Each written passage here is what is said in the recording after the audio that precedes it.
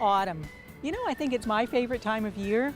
The air is crisp, the leaves are starting to turn, and you get wonderful days like today where you just want to get out and go for a walk. And in the Alberni Valley, there are plenty of places to walk to and events to take part in. In fact, we're going to give you a taste of some of those on today's show, Where You Live.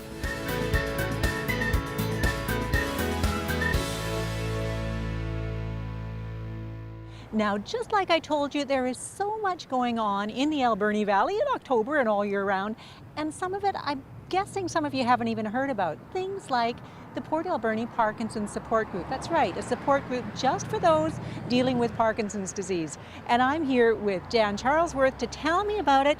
Jan, thank you so much for being here with me today. Oh, it's my pleasure to get the word out. Now, you talk about getting the word out. Why did you start this group? Why was this group started? My husband is suffering with Parkinson's disease, and with all diseases, you know, it's easier to manage when you have some support behind you.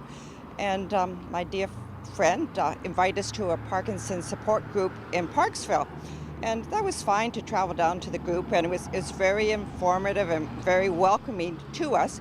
But we found that the travel just took a lot out of my husband, for instance, to travel down there and then, you know, sit for an hour or so and travel back. So my friend and I, Linda Nicklin, decided that why don't we try and start our own support group here in Port Alberni. So with the help of the BC Parkinson's Support Group, we collected information and we listened to a workshop on how to start a support group, what's needed, what's involved in it, and we decided that let's give it a try. Well, I think it's a marvelous idea, and you talked about how with every disease it's important to have that kind of support. Why is it important for folks to be out there and talk to other people with the same disability? I think a lot of people with any disease, it's a private thing. You don't want people to know, but you sort of become isolated. And I found that with the support group from Parksville, that we got information we weren't aware of. We knew how to find information, and we realized we're not alone. There's a lot of people in their homes suffering in silence and don't know where to turn to or what to do. So like with anything, you get together, you can lean on each other, share information, and just socializing. Because a lot of times, you know, we may end up just sitting at home by ourselves. Our friends have sort of, you know, wandered off because we're not as active as we used to be, and they don't understand what it's about, and so they're sort of, I think, afraid to come by or don't know what to expect when they come by. I would guess that has to be one of the worst things, that isolation that would happen to people who maybe were very social beforehand. Oh, very much so. Yeah. Very much so. So given that so many folks with Parkinson's do just stay at home, become isolated, and with other diseases as well, are you finding that perhaps there's a reluctance for people to come out? I think there is, but I think it's also an awareness. They don't know about this, because I've had people come up and say, oh, I hear you're working on a support group for Parkinson's. What does it involve? And, you know, what is our commitment? And I said, there's no commitment. I said, caregivers, interested people, and even if you're dealing with someone with Parkinson's and the person with Parkinson's doesn't feel like coming out or doesn't want to come out for whatever reason, they can come along, gather information, and I think the more information people have, the better they can cope with it and accept it. And Absolutely, coping with it and accepting it. There is so much more for us to learn about the Parkinson's Support Group. Thank you for sharing this part. You don't even know when and where it's being held yet, but you might get a hint from the building behind me. Before we tell you that, though, we're going to bring you a story about another piece of the puzzle in Parkinson's support in the Alberni Valley, an exercise program that could just as easily be called an exercise in empowerment.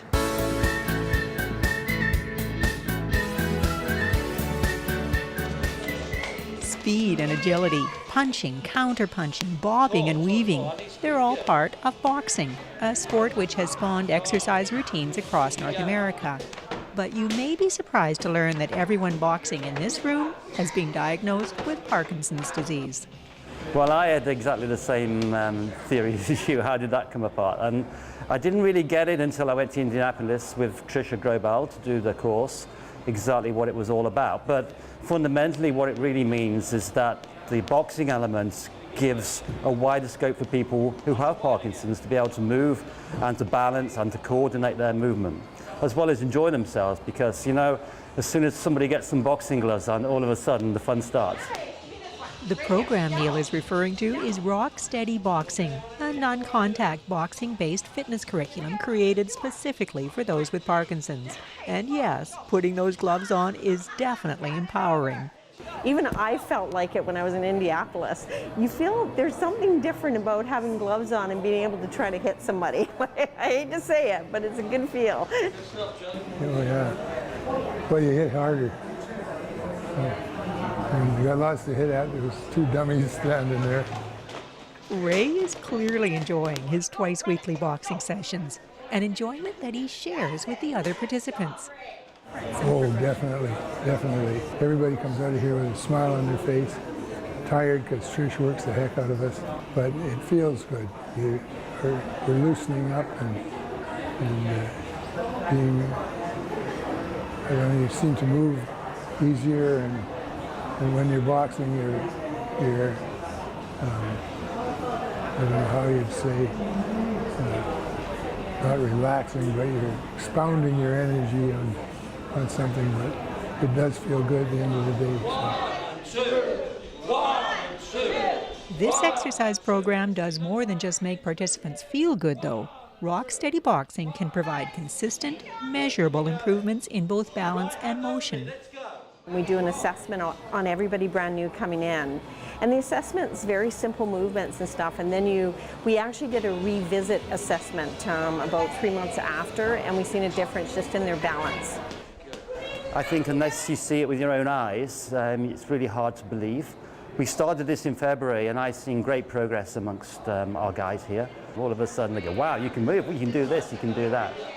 The results are amazing, especially when you realize that it has only been a few months since Tricia and Neil took the specialized training required to be able to offer Rock Steady Boxing.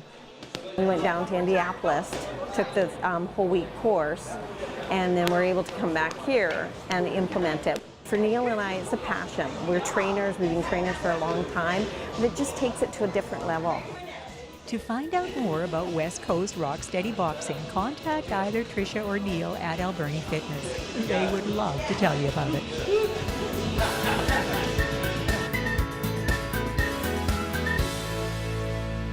How cool was that? A whole room of folks having so much fun and feeling so empowered by putting those boxing gloves on. Now, the gentleman being interviewed there was Ray Nicklin, and I'm here with his lovely wife, Linda Nicklin, who you heard Jan mention earlier on as being the lady that decided to bring this group to Port Alberni. Linda, thank you so much for talking to me today. Thank you. So, Linda, Rock Steady Boxing, I believe you first heard about in Parksville. You and Ray started traveling there. Yes, we were attending the Oceanside Parkinsons Society support group, and they started it there, so we were going down there twice a week to do it, and then Alberni Fitness started it here. So we've started here too. So this has to be a big deal, not only to have the Rock Steady Boxing, but to have the Parkinson's support group right here for you and Ray to attend. Very much so. It's much easier, and we like to get it out there. He loves the boxing, and we like to get out and give some support to our other people with Parkinson's. Okay, now I saw a gleam in Ray's eye when he was when he was talking about punching that dummy. And clearly it's made a difference in his life. Has it made a difference in your life too? Yes, yes. It gives him the strength. He enjoys getting out there. He's always been one that's been active, but to be pushed by somebody else other than me, he thoroughly enjoys it, and it's a lot of social time too. So what day and time are the meetings? We meet the first Monday of each month here at Smitty's. If it's a holiday, we go to the second one. It's just a social time. Come have coffee, donuts, toast, and we bring in guest speakers. And after they're gone, then it's a social time just to revamp what they've talked about or just talk about your issues. And did you mention a time there? You mentioned a date. Oh, pardon me, 10:30 till 11:30, 12 o'clock. And you were showing me a little bit before the camera went on some of the great information that is available that people might not even know about. This pamphlet here is from the Parkinsons Society of BC. It has great information in it on when you're diagnosed, things that you worry about, and it has all the answers, and it makes you feel a little bit more comfortable. They're very supportive, and they help us out a lot. It must feel like you need a whole new roadmap of the world with a diagnosis like that. Yes, you do. Well, luckily you are here. You and Jan have been wonderful giving us the information. The Parkinsons support group can provide at least part of that roadmap. So thank you for telling me about it. Thank you for joining us. Well, who would not want to be out here on a sunny day talking to these two lovely ladies? But we're going to head off in a different direction now. We're going to head down to the ice at the Alberni Valley Multiplex to check in on our own community-owned junior hockey team.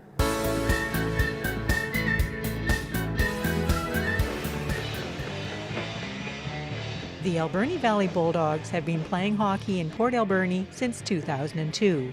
And during that time, there have certainly been changes. But the 2017 season sees more new faces than ever before, both on and off the ice. Ladies and gentlemen, your 2017-2018 Alberni Valley Bulldogs! We wanted more skill. That was the number one thing we identified right away, is that I watched a lot of game tape over the summer, and whenever you come into a new scenario, you want to put, I guess, your little bit of your stamp on things, but there's a way that we wanted to play the game. And in order to play that way, you got to have a certain type of player. You know what, change is good. Sometimes it can be difficult, but I think change is good. We've got a complete turnover in our hockey operations side from head coach, assistant coach, and trainer. And we've hired a new director of business operations as well. There's another change that could prove significant. Rick Chevink, director of scouting for the team, has added another role, director of player development. My role with the team, which will be somewhat new from years past, is more related to what I do with the Skills Academy, which is one-on-one stuff. So when I have a chance to sit with the players and they suggest to me what their goals and objectives are, combined with what the coaches identify as perhaps areas to improve in their game, that's where I'll come in with these players. We'll hit the ice together. There'll be more short training sessions, if you will, repetition. The overall approach is one that returning players especially appreciate. I do. I think Rick knows what he's doing, and he'll bring the best out of each player. I mean, we've got a different coaching staff, a whole different team this year. I like the way things are looking. For us, I mean, we know that those individual skills, you've got to work on them every day in order to put them into a team environment and in order to put them into game action. We have a young team. We only have 4 or 5 returning players, so we'll see how this plays out. I mean, you do rely on veteran players to some degree, but it gives also the 18 and 19-year-olds a chance to step up to the plate and show us what they've got, and it's their turn. Really excited to see what the players are going to bring, because the coaches have been delivering the systems, teaching them the systems that they need them to operate under, and I think they're doing a really outstanding job. There's a lot of excitement, I mean, around the group. I mean, like you said, it's a lot of new faces, both on and off the ice. It's a fresh outlook for people. It's a new attitude within the dressing room. Yeah, for sure. I think we got a lot in store, and I think we're going to bring it this year. I'm pleased with the culture that he's creating in the dressing room. I'm really excited. It's a younger, more dynamic era for us. The character of the people we brought in are from winning programs, and that means a lot for me. It's guys that expect to win when they come to the rink. They expect to be successful, and if you have that, I mean, that's half the battle.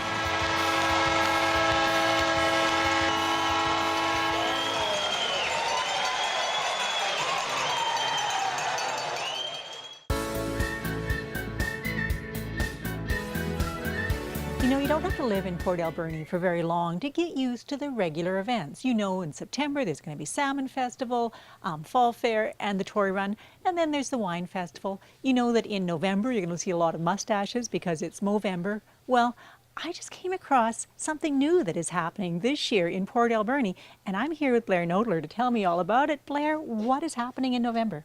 National Novel Writing Month is November. It's actually a global event. So people from all over the world participate, and they challenge themselves to write 50,000 words of a brand new story in the month of November. Okay, this is so fascinating to me. This is for anybody that wants to write a novel. It's just kind of a support group? Yeah, so you actually can sign up to be an official participant on the official website, and they give you all sorts of pep talks and tips on how to write a story in a very short amount of time and keep track of your progress and talk to other people who are doing the same thing. Okay, so but when we first booked this interview, this time on Shaw TV, I was told that this is something that you wanted to bring to Port Alberni for a long time. How come? Well, I first was introduced to it on the internet, kind of heard about it, and I participated, but there wasn't any local events. Our home region actually captures several different cities on Vancouver Island, so we didn't have any local volunteers who were doing any events in town, and I really wanted to meet other people who were writing and participate in write-ins, which I wasn't able to do before. Blair, this sounds fascinating. Are you getting a good response? Yeah, I've seen some people join our Facebook page. I actually started a Facebook group for Port Alberni NaNoWriMo last year, and I saw several people join then, and I'm seeing a lot of new faces in the group now. And so I've been working with Literacy Alberni to book write-ins in town and promote NaNoWriMo, so you'll probably be seeing more about that on their page as well as our local Facebook group, yeah. And when you think about it, Literacy Alberni becoming involved in a writing project is a natural fit. Seeing how much passion Blair has for the project and for storytelling, knowing that there's other writers out there who might just need that little push, Literacy Alberni is very eager to participate. And you know, you talk about writers and storytellers. I think there are people out there that don't even know they're storytellers or writers. This might appeal to them just as something kind of social, kind of fun, but they're going to discover something, aren't they? I think that's one of the interesting parts about storytelling is so many people don't realize they have a story to tell until they start that process. Other people have a belief that they don't have what it takes or the skills necessary to write a book. And with the NaNoWriMo process, it's not about perfect grammar or sentence structure or even about getting something publishable at the end of it. It's about writing. And if you stick with it, if you follow the prompts, if you have all these supportive people around you, it builds community, but it also gives you the encouragement and the momentum to just write.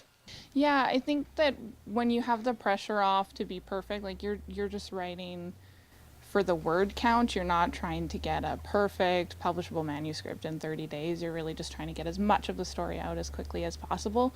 You keep that momentum and you don't kind of lose sight of telling the story by trying to make it absolutely perfect paragraph by paragraph as you go. And beyond the online support from NaNoWriMo, Literacy Alberni is also planning events throughout November. Yeah, we're working with North Island College, Steampunks, this location here, and Literacy Alberni's office site up at the Old Klitza School to provide a quiet, supportive place where people can, if they don't have it at home, to show up, write, and just have that time commitment that they can make throughout the week to have support and also just have a quiet place where you're not at home, you're not doing dishes, you're focusing on the work of writing.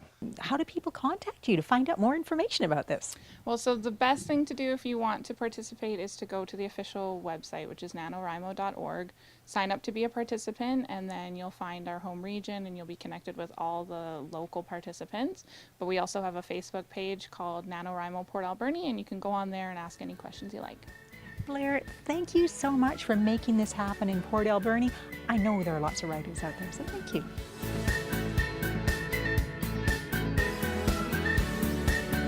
Okay, I have a confession to make. I have a couple of very bad first draft novels kicking around that I just can't bear to get back to.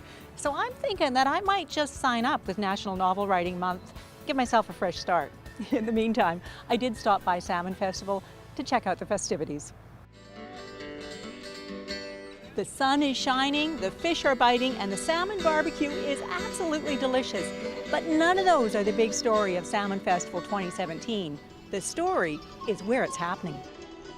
After more than 4 decades at Clutha Marina, Port Alberni's annual celebration of salmon has moved to Tyee Landing. No small feat for festival organizers. We drew it out, we Googled it out, we drew pictures of everything and where it should go, and then finally we had to come down here and start placing things. It'll be a little change next year because we're smarter now, but all in all, no, it worked out very, very well. Now, it may seem like a natural to move this fishing derby to a wharf, but Salmon Festival is so much more than a derby. It's a major fundraiser for groups like Kiwanis, and for many local residents, it's the biggest event of the year. So community approval of the move is key.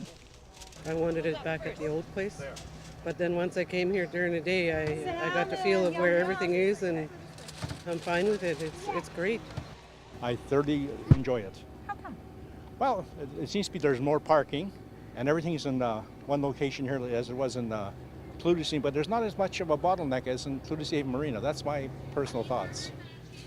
I like it in the way it's longer, but it's not as round like it used to be. But other than that, it's really good. Well, I preferred the old one. It's kind of pretty warm here, and I wouldn't want to be the one who had to organize all this. Okay, so it was definitely hot.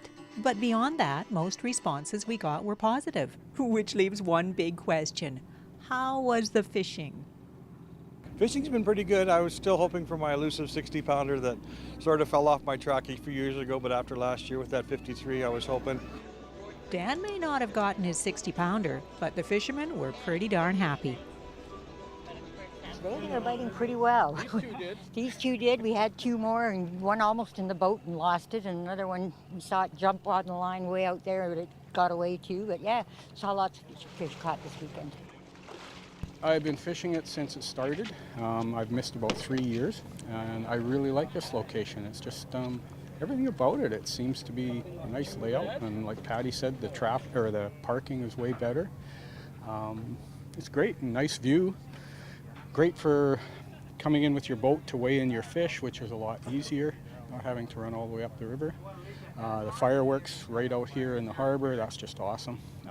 Everything about it, it's good. Dan, did you weigh yours in already? No, I just... I'd give it an A.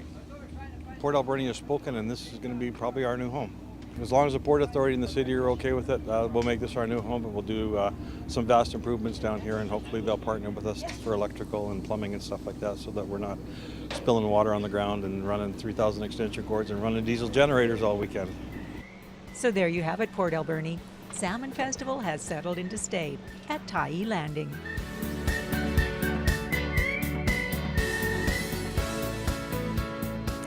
Festivals and novels and hockey and support. There's no end to what's going on where you live.